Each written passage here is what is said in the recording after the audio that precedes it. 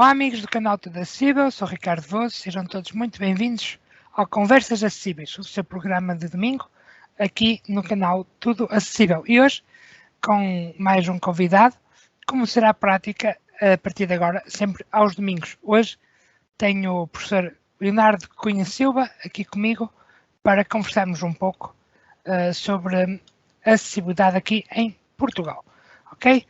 Então, venham comigo.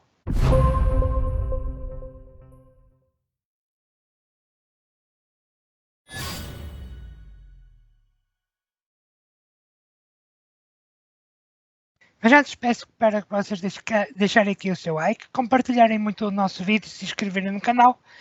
Isso é super importante para o nosso crescimento. Não se esqueça de passar pelas nossas plataformas, o grupo do WhatsApp.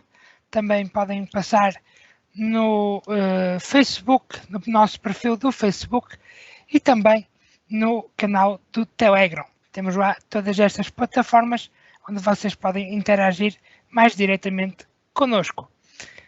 Recomendamos que passem ainda nos nossos parceiros, o canal Toca da Mau e o QR Mudo, que são os nossos parceiros mais antigos, os canais Histórias Esquecidas e Futebolisticamente Falando, e também agora na Rádio Onda Nacional, nossa parceira aí também, a nossa rádio parceira. Então, meus amigos, recadinhos dados, sem mais demoras, vamos para o vídeo.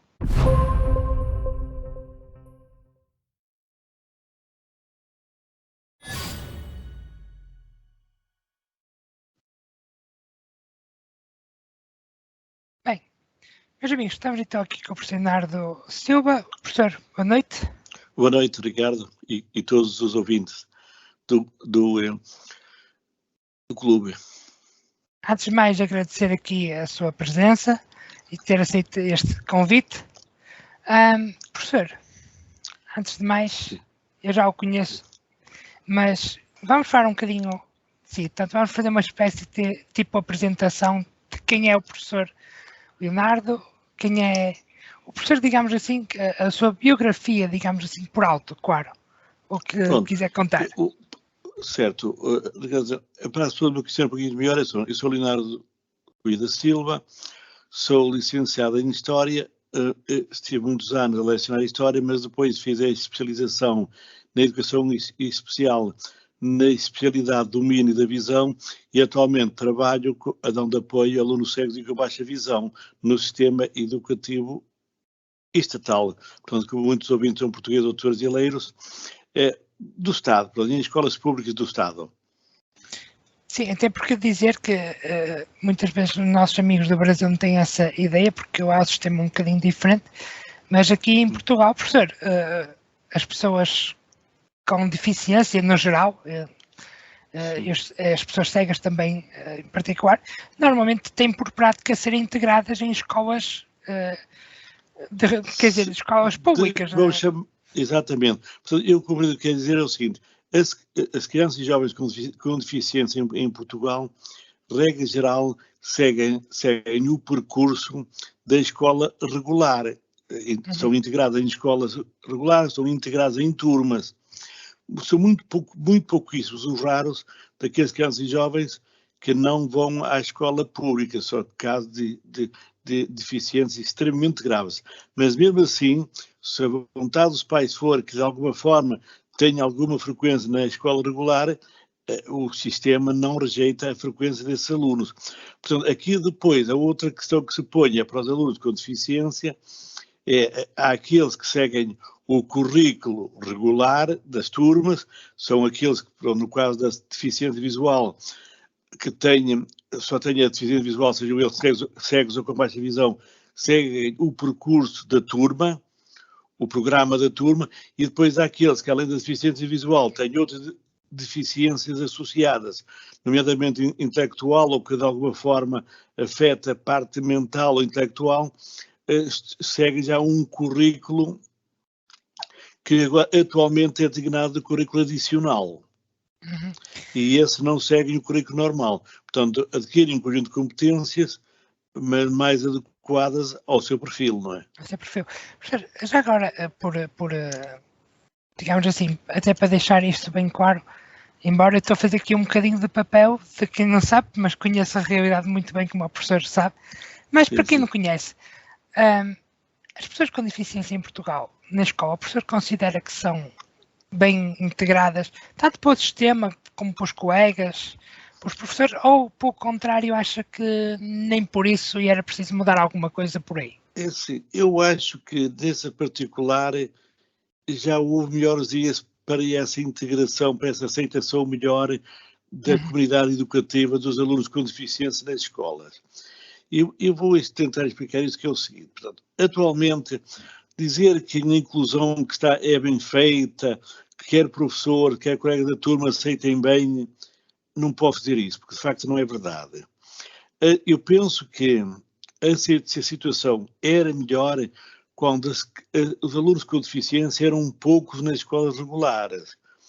Eram poucos, e os poucos que iam para as escolas regulares eram aqueles que davam alguma garantia de sucesso educativo.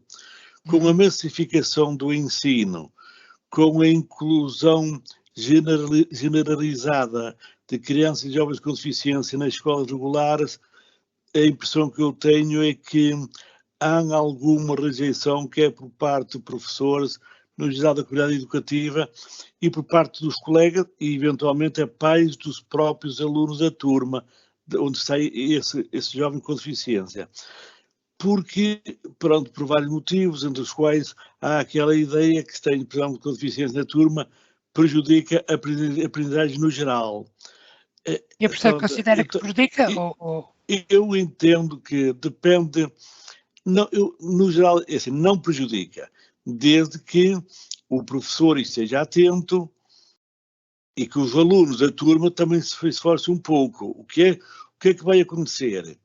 Que vão atribuir, eventualmente, aos alunos com deficiência algum mau aproveitamento que a turma tem, mas a turma tem porque, infelizmente, há pouca vontade de trabalhar também no ensino, também para aprender, não é? É dizer, atualmente há muito trabalho, não há muita gente para trabalhar, e no ensino também nem todos os alunos têm aquela vontade, aquela determinação, aquele empenho que é necessário para estudar. Porque estudar exige esforço, exige algum sacrifício, é natural, não é? Portanto, e às vezes há aquela tentação de culpar eventualmente um colega com deficiência na turma, não é? Mas é errado. E até, diga-me, já agora, por curiosidade, nós temos visto aqui em Portugal, e agora sendo mas já voltando a entrar no assunto, nós temos visto alguns movimentos extremistas aqui em Portugal a crescer.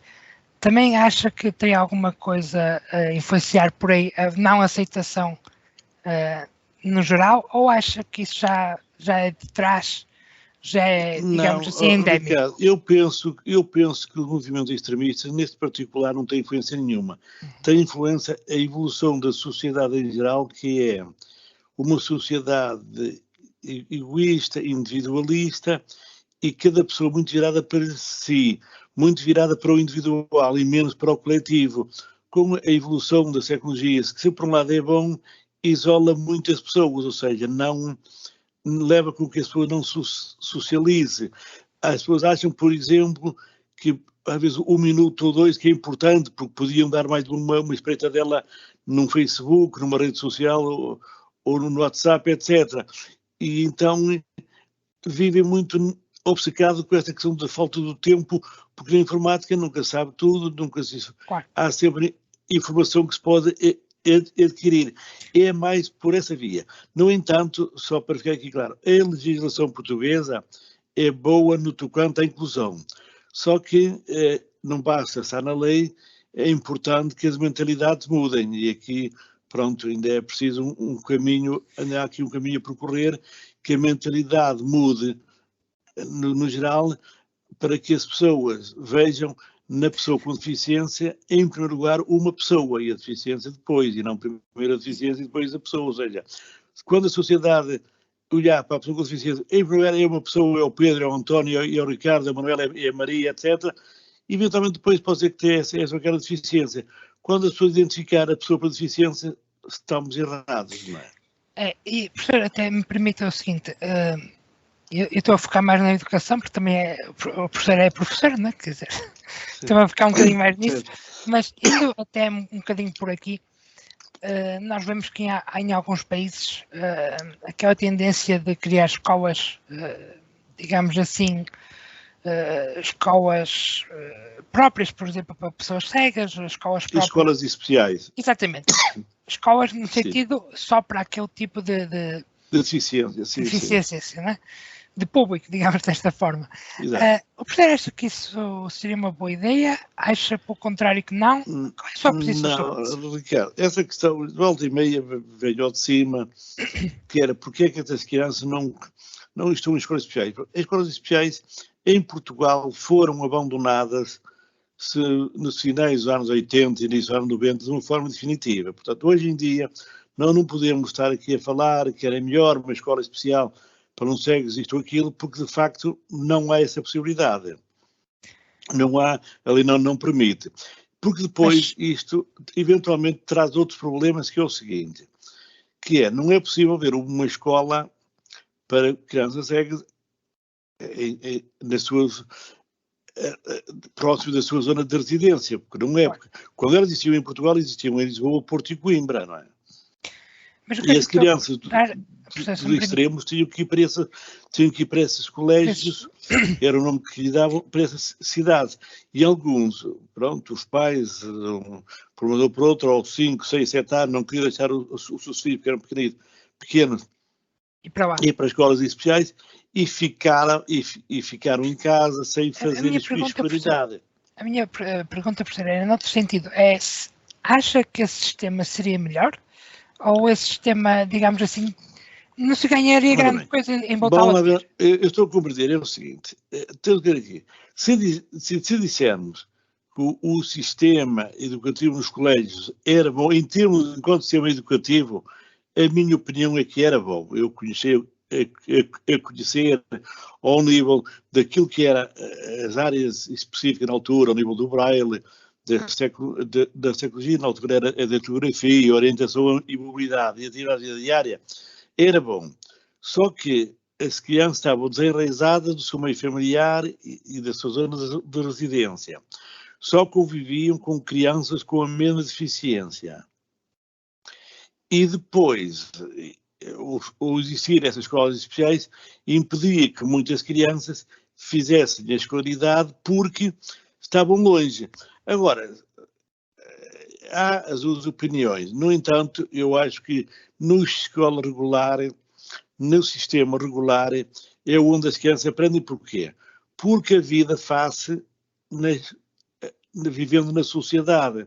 Eu lembro de ter lido uma vez um texto qualquer que é assim: se nenhum peixe aprende a nadar fora d'água, também nenhuma pessoa com deficiência aprende a viver fora da vida. Ou seja, ele atribuía que vivendo nos colégios era fora da vida, ou seja, era viver num reduto sem contacto com o real, portanto. Então, digamos assim de outra forma, professor, se me permite. Digamos disto de outra forma. Se o professor eventualmente tivesse um filho com uma deficiência, tivesse duas opções.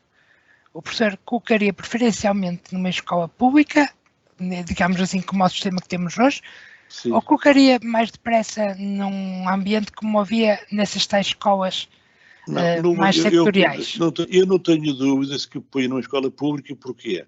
Porque ele vai ter que viver, ele vai ter que viver a vida dele. O que é? É viver em sociedade. Portanto, não vale a pena estarmos a pensar que vai para um colégio, vai lá estar fechado, porque ele eventualmente até podia ser cómodo para ele e para a família passar uns anos no colégio e fazer lá a sua escolaridade. Só que depois ia ter o choque quando viesse para a vida real. Ou seja, essa questão é uma questão que eu conheci essa realidade. Por exemplo, eu lembro perfeitamente de jovens que fizeram aos 5, 6, 7 anos, foram para essas escolas especiais e que depois, ao regressar às suas origens, entraram em choque com a família, com a comunidade local. Porquê? Porque ao ver num colégio, as condições que tem lá para essa vida eram diferentes, eram edifícios com todas as condições que tinham, não é? E muitos deles viviam em aldeias em ambientes desenraizados, ou seja, como depois tinham que regressar à aldeia, salvo, houve sempre aqueles que depois fizeram o seu percurso em estudos superiores, empregaram-se e pronto, e conseguiram a sua vida. Mas há aqueles que depois foram forçados e não tiveram alternativa para regressar às suas aldeias. E esses depois sentem-se desenraizados, porque se calhar as casas, muitos deles onde viviam, não tinham as condições que tinham os colégios. Vou dar esse exemplo, os colégios tinham água canalizada ou quente e fria, e alguns desses casos que eu conheci tinham que andar aqui, estou a falar há 40 anos atrás, e 30 e muitos anos, tinham que andar 2, 3 quilómetros para ir buscar água para ter em casa, não é? Água fria. E água quente tinham que aquecer, ou seja, era toda uma realidade que não tem nada a ver com aquilo que é hoje. Hoje a sociedade evoluiu.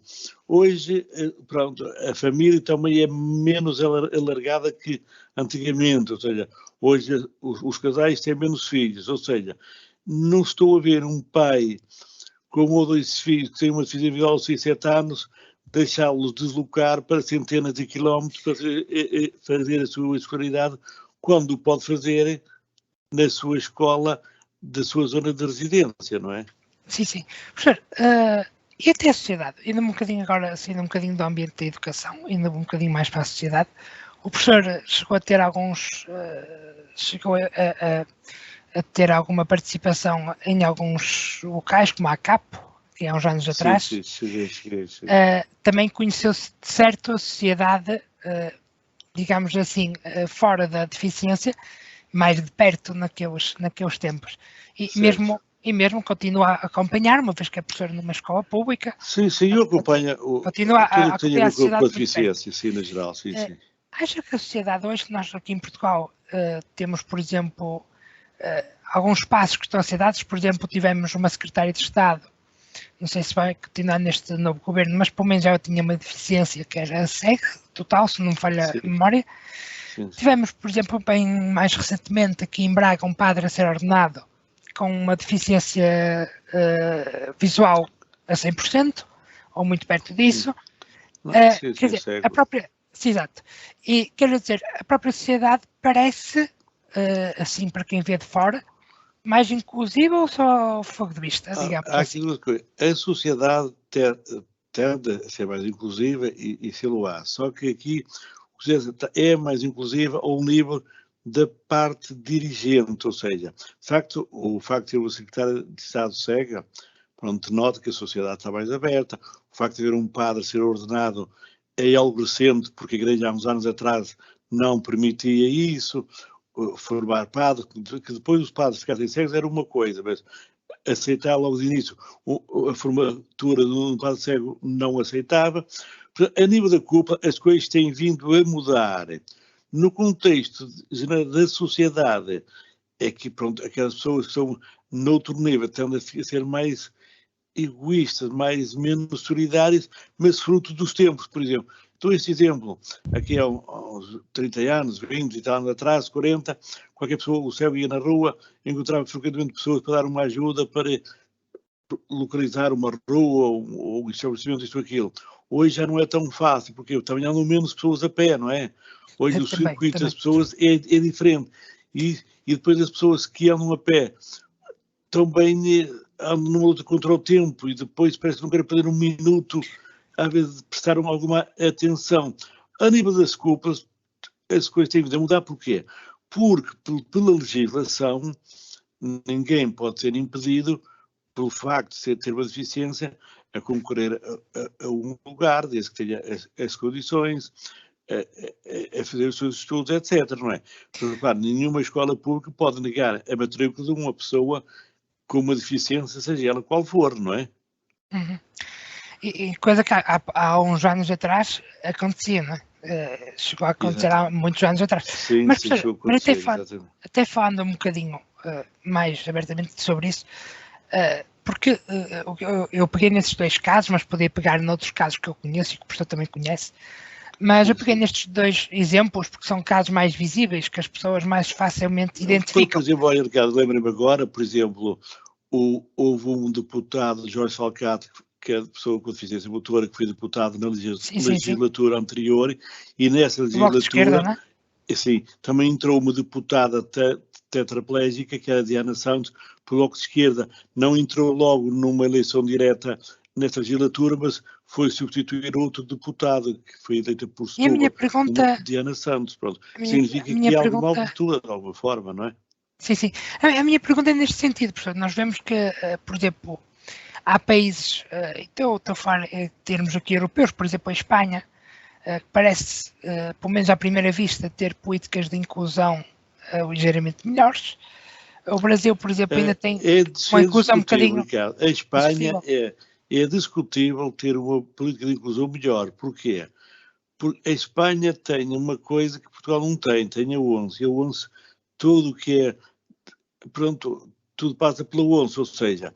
Eu vou dar um exemplo. É fácil, não sabe, em Espanha arranjar emprego, na ONCE, na venda do cupom, da venda do cupom, mas se calhar ser integrados em serviços públicos, em escolas, já é diferente, já não... A impressão que eu tenho é que não é tão positiva assim, não é? Positiva assim. Mas por exemplo, professor, dando este exemplo, por exemplo, nós no Brasil ainda hoje, por exemplo, que é um país que também nos segue aqui muito no Tudo Acessível e também temos sempre preocupação em falar do Brasil por causa disso, são muitos os que nos acompanham. No Brasil, a política de inclusão ainda hoje é um desastre, comparado connosco. Sim. O professor acha que, digamos assim, olhando, por exemplo, para o caso do Brasil, nós temos o governo, por exemplo, a preferir pagar a uma pessoa com deficiência para ficar sem trabalhar do que arranjar um emprego onde ela se possa adaptar. Nós aqui em Portugal temos um problema, por exemplo, com o emprego.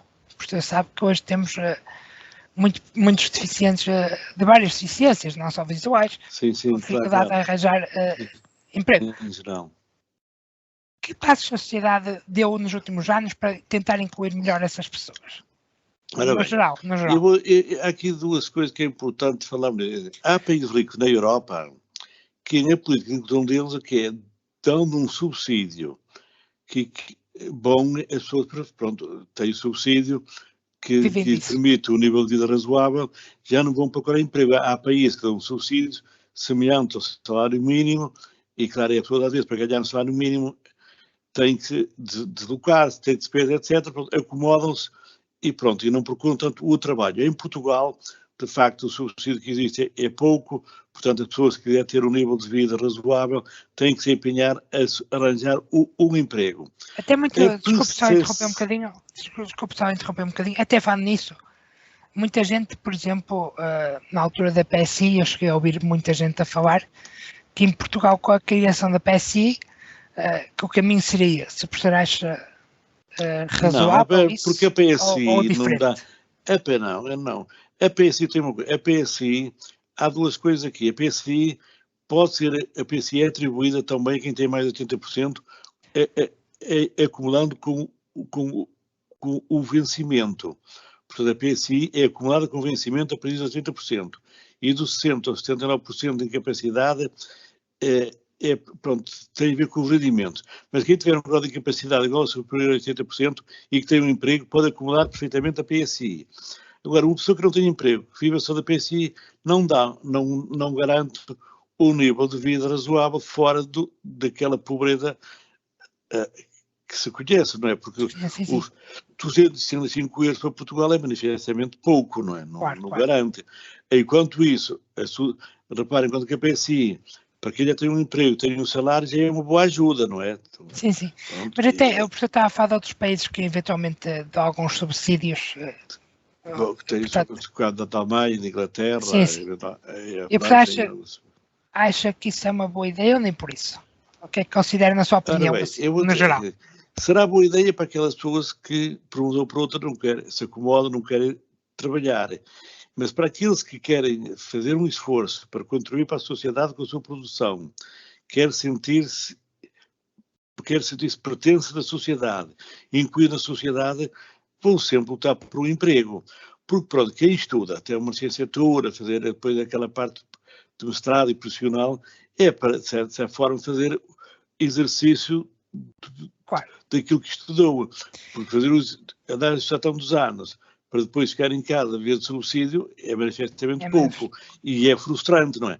Agora, o que eu acho é que as pessoas deficientes em Portugal têm que se esforçar no sentido de procurar o máximo possível de habilitações e de formações. Porquê? Porque não quer nós queramos, quer não, a sociedade tem uma expectativa alta das pessoas com deficiência, ao nível da produção, ao nível do trabalho, e, portanto, se nós sabemos que às vezes as pessoas têm a sua deficiência, naturalmente têm as suas dificuldades, têm que aqui ter um esforço acrescido para se realizar profissionalmente, não é?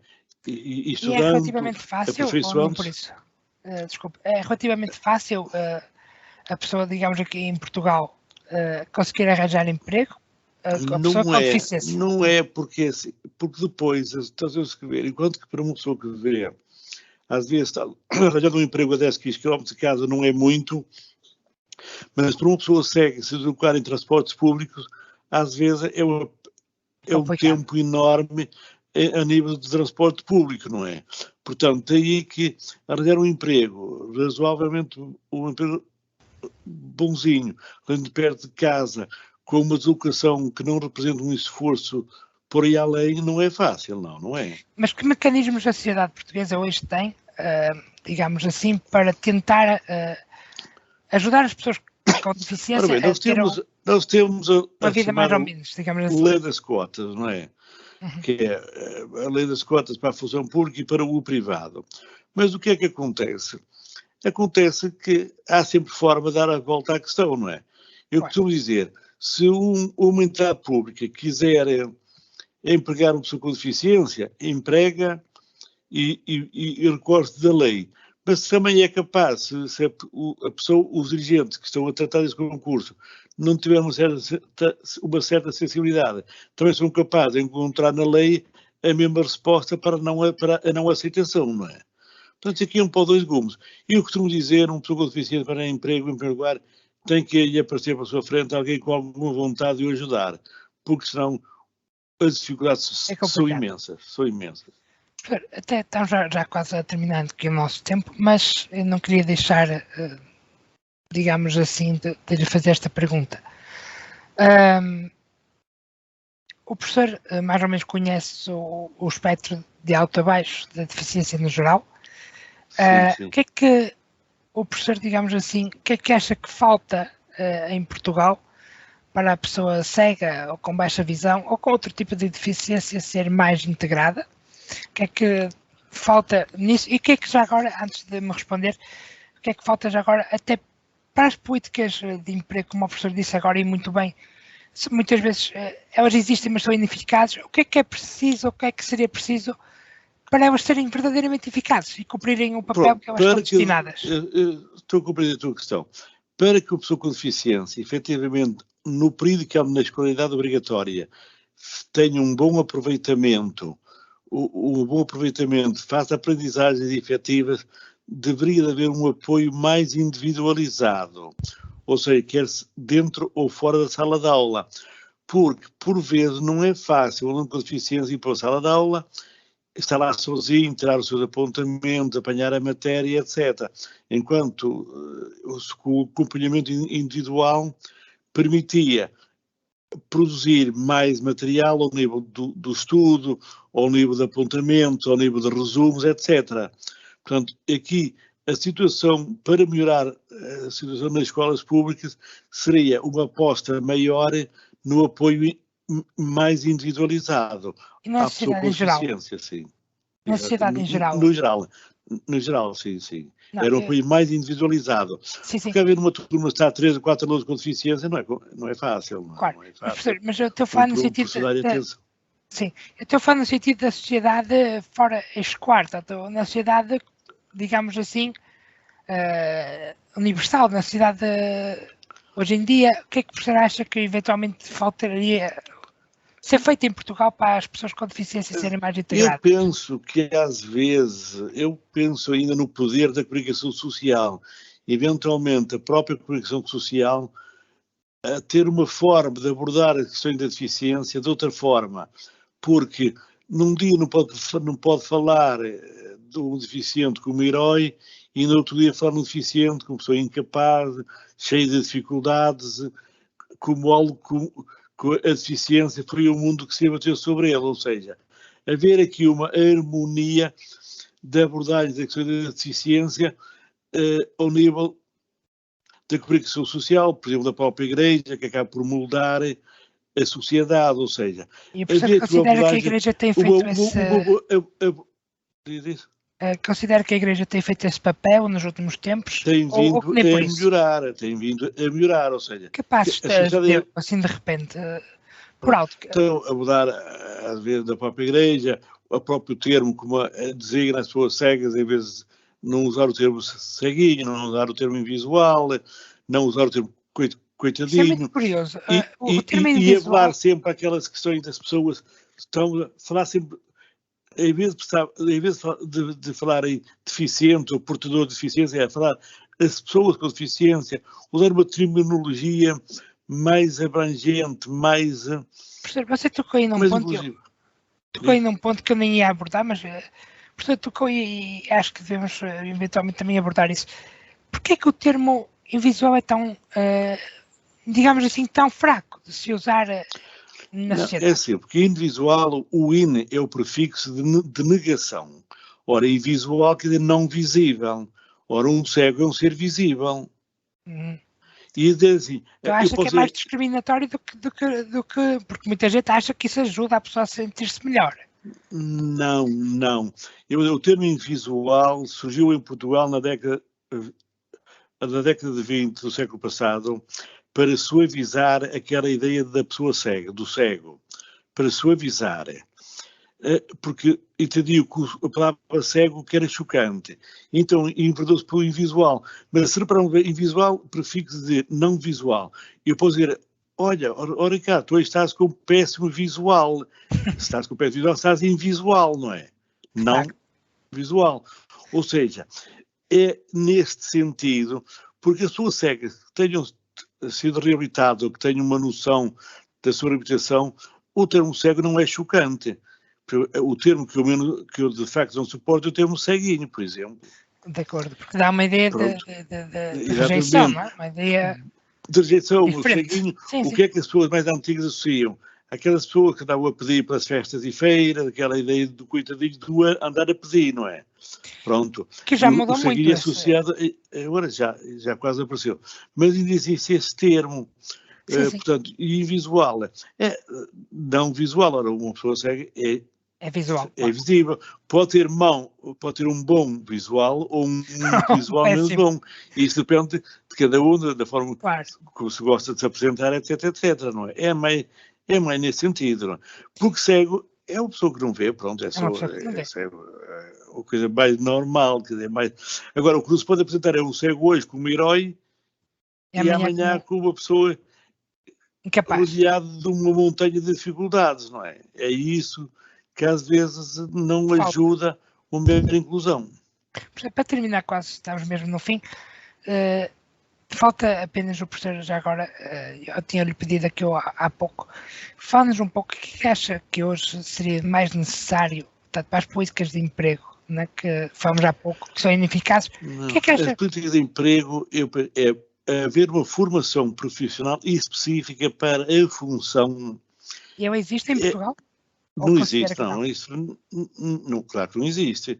Ou seja, uma pessoa, vou dar um exemplo, não pode ir trabalhar vamos imaginar como ainda há pouco tempo uma pessoa que foi trabalhar para uma Câmara Municipal. Foi trabalhar a apresentar em uma central. Uma central que não tinha, a pessoa era cega, não tinha leitor de ecrã. A pessoa não tinha leitor de ecrã. A pessoa não conhecia, nunca tinha contactado com uma central. Ora, a pessoa esteve ali uns dias sentada na cidade sem fazer nada. Ora, isso é constrangedor, isso causa uma péssima impressão e que depois, se as entidades responsáveis não forem assim muito tolerantes e compreensíveis, afinal ela não consegue fazer nada e vão embora, não é? Ou seja, deveria haver aqui uma entidade que já houve no passado, chamada o colocador.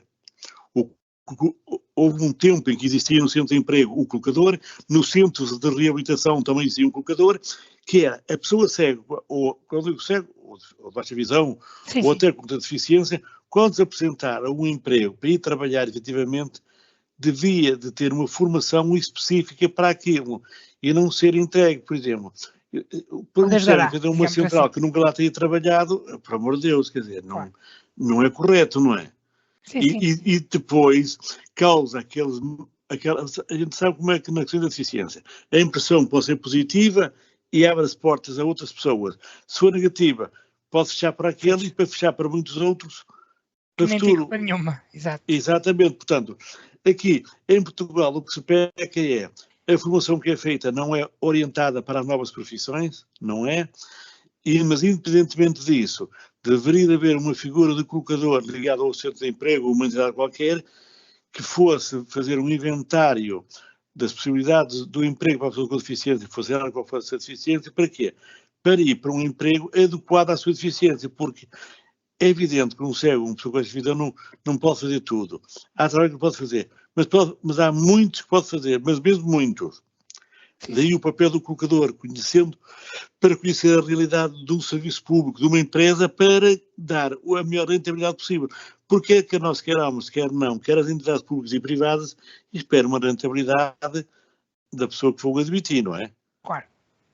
Aqui, para mim, era colocador e formação específica para a profissão que a pessoa vai desempenhar, ou quando for desempenhar uma profissão, passar por uma formação orientada naquele sentido.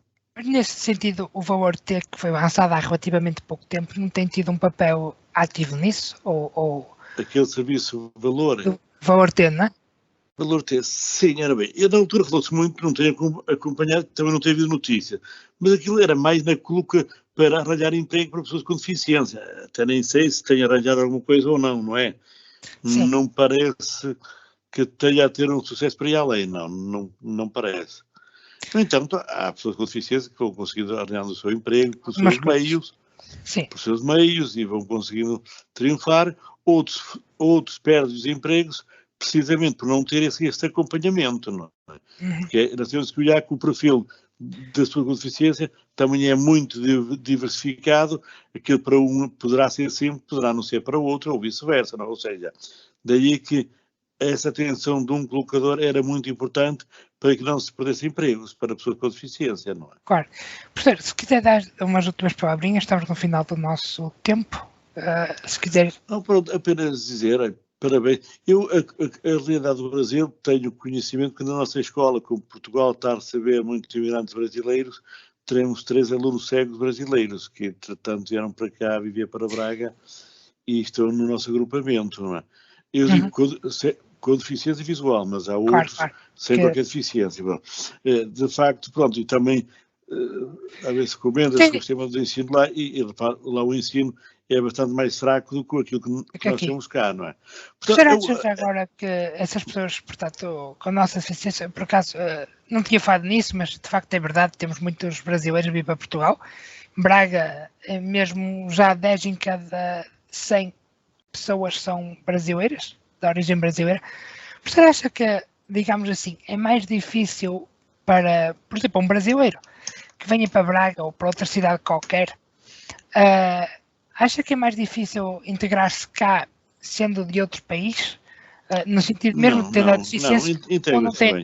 Ou não tem problema? Integra-se bem. A ideia que eu tenho no meu agrupamento e tem lá 200 e tal alunos estrangeiros, integram-se bem. Estou falando no sentido da deficiência, portanto, tendo a deficiência... No caso da deficiência, então vou para as turmas e também a receptividade é positiva, é boa. Então, professor, agradeço-lhe ter estado por cá. E parabéns ao vosso canal do Tudo Acessível, está bem? E a todas as plataformas que eu sigo no essencial, ok? Ok. O professor também já tem sido... Muita felicidade. O professor também já tem sido um apoiador desde sempre do canal. Exatamente, sempre, desde o início. E, portanto... E vou divulgando para os alunos, com deficiência, exatamente. Às vezes surge uma dúvida pontual, tem uma altura acessível. Quando há uma branca, eu digo, bem, eu estou tudo acessível, que lá é capaz de encontrar. E nós agradecemos isso. Nós agradecemos. Então, boa noite e para todos e muita felicidade, está bem? Antes de terminar, só então dizer que foi um gosto estar aqui consigo. E vocês já sabem, nós voltaremos amanhã com outro vídeo, comigo ou com algum elemento da nossa equipa. Foi um gosto para todos, boa noite e até aos próximos vídeos. Tchau!